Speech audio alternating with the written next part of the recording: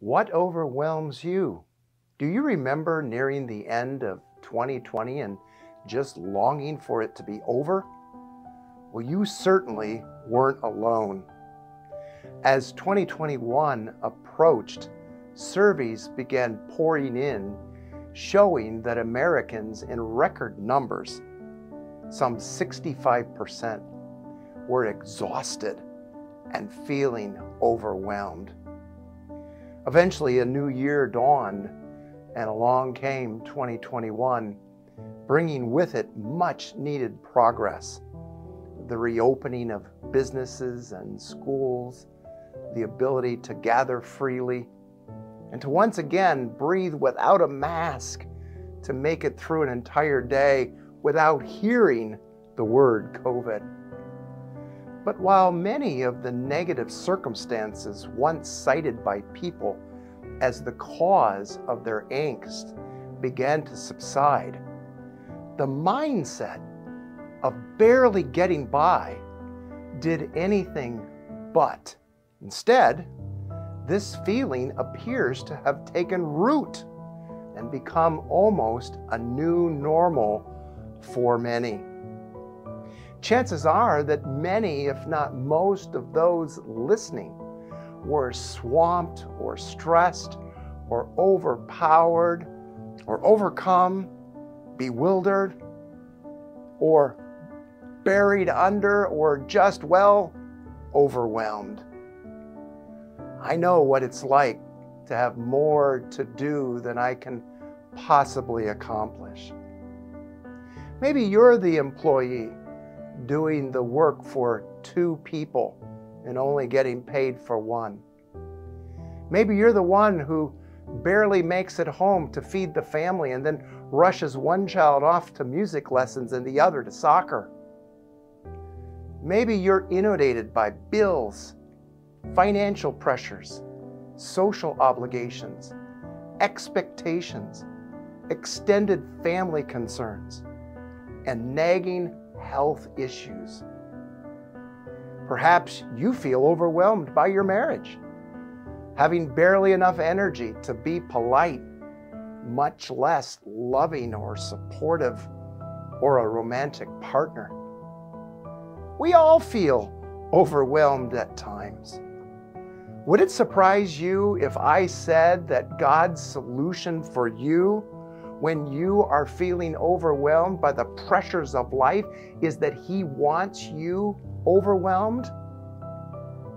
I know many of you might be shaking your head and thinking, that makes no sense. But let me explain.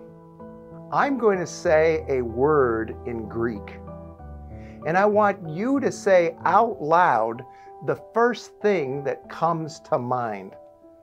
Are you ready? Baptizo.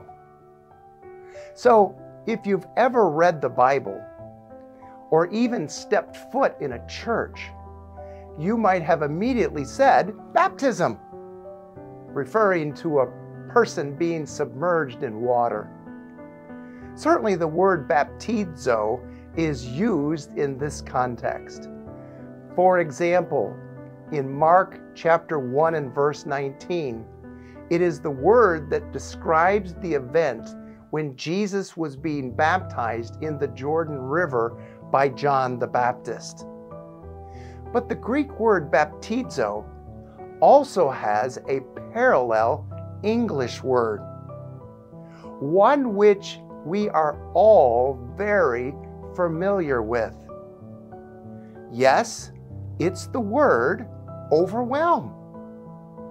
Baptizo refers to being overwhelmed, overcome, submerged, immersed, buried, or inundated. Everyone is overwhelmed. The only question, then, is by what? As Christians, do we live overwhelmed by the physical and the emotional stimuli of this world? No. God's intent is that we live overwhelmed by the manifestation of the presence of His very being, nature, and character.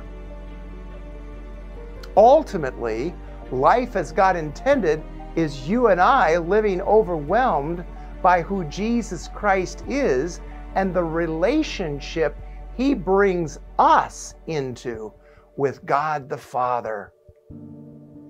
Understanding our identity in Christ allows us to live overwhelmed spiritually, which also overwhelms us both physically and emotionally, allowing us to experience life as God intended. To choose to do so is an act of faith that leaves us overwhelmed in awe and reverence.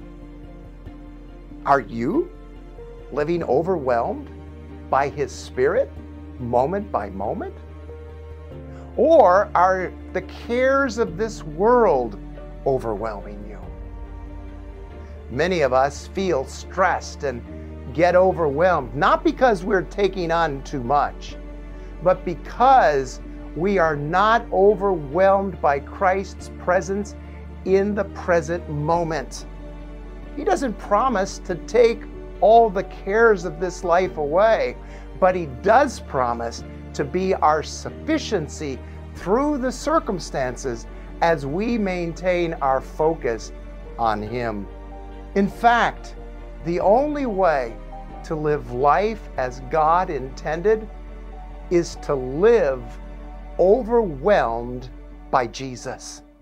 Why not subscribe to Life as God Intended and join us for weekly discussions that will encourage you to live overwhelmed by Christ.